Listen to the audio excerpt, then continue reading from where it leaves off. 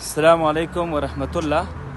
تاسو هغلته څوک وینئ ښکاري په نظر درته د شپې څو بجې دي تقریبا زه ساعت وګورم دا د 10 بجې دي. وزیر اکبر خان سیمه ده او پوهېږې واوره پرته ده که نه او د دې کابل شپې یخ خو هم تاسو ته معلومې. زه خالي ورځم د دې پوښتنه کوم. یو دانه مورکۍ ده علیکم السلام او ورسره یو دانه ماشوم دی.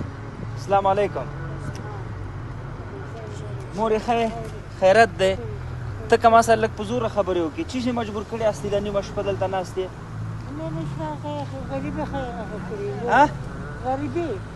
غریبي دا سړک منځ دی واورې پرتې دي او موټر تېرېږي را تېرېږي نو څه رقم غریبي ده تاسو چې دلته په دې یخ کې ناست هستې؟ آیا داسې چې دا موټر کې دا خل ځي و راځي نو دلته دا واوره ده؟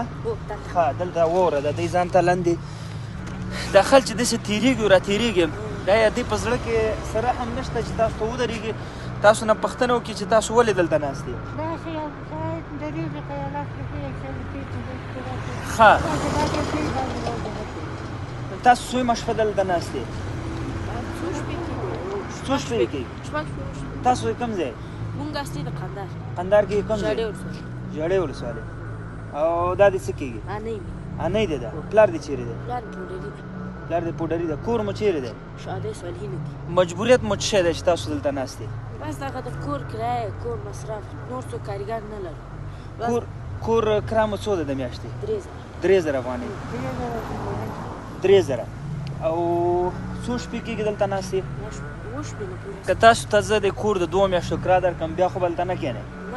ښه د خوراکي موادو لپاره هم به زه ستاسو نوم ولیکم او کیدای شي انشاءالله تعالی په همدغه هفته کې خوراکي مواد به هم درکړو او بیا خو به پورته کېږئ له خیره ځئ به سمه ده؟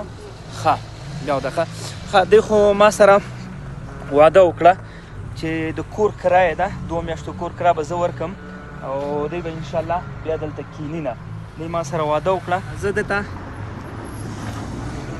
1 2 3 4 5 6 دا 6,000 افغانۍ وخت 2 میاشتو کور کرایه دی. ښه صحیح ده. تاسو به اوس خپل دغه به پورته کوئ دا شیان به واخلئ خپل دا د ټیکسي پیسې دې مو واخله او تاسو به بیا دلته زه نه وینم. صحیح ده. ته به دې ما ته نوم ووایې ټلیفون نمبر به دې م راکړې او زه به انشاءالله دغلته زموږ دا بل ورور هم دی خیر په هر صورت هغه سره به زه هم خبرې وکړم.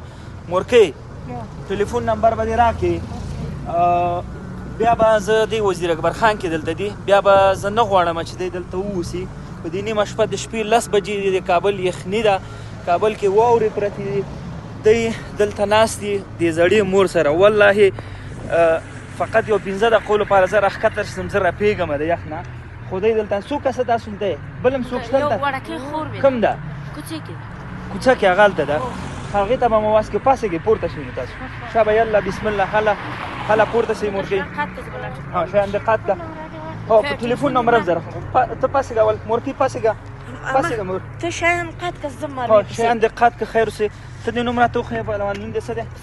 ساحل. ورشه خورکۍ دې راوله ساحل خانه مورې دا هر څه ټول که هله بیا به دلته نه یې ښه تاسو نو 2 میاشتو کرام درکړه خوراکي مواد به انشاءالله د هفتې ورځ به زه تاسو ته ترتیب جوړ کړم. صحیح ده.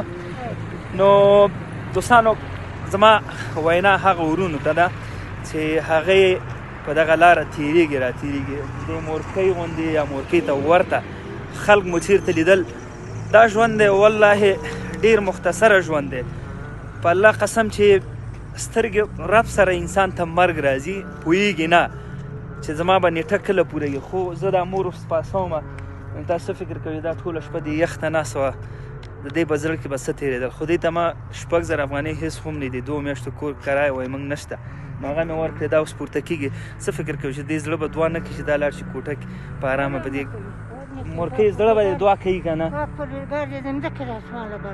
والله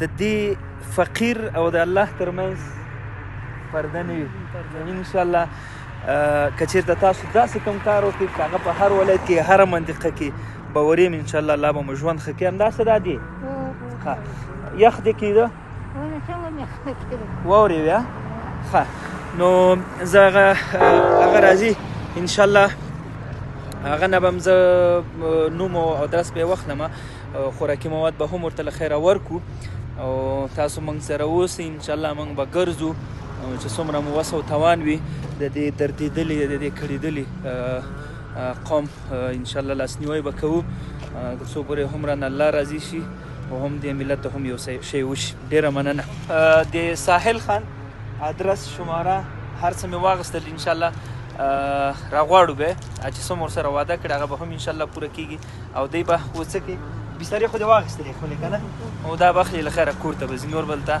نه کښېني په دې یخ کې په دې واورو کې صحیح ده تاسو موږ ملتیا وکړئ انشاءالله کوشش به کوو چې دغسې بیبي څنګه تا یخ نه کېده یخ خو دی تو خو یې لاسونه دي هسې سره شوي دي ته څه لپاره راوتې تا باندې د کور کراوه ښه څو بچیان دي دي ښه زه سمه نو الله مو خوشحال لره تاند او سوکاله اوسئ د یو آباد سوکاله او خوشحاله افغانستان په هیله السلام علیکم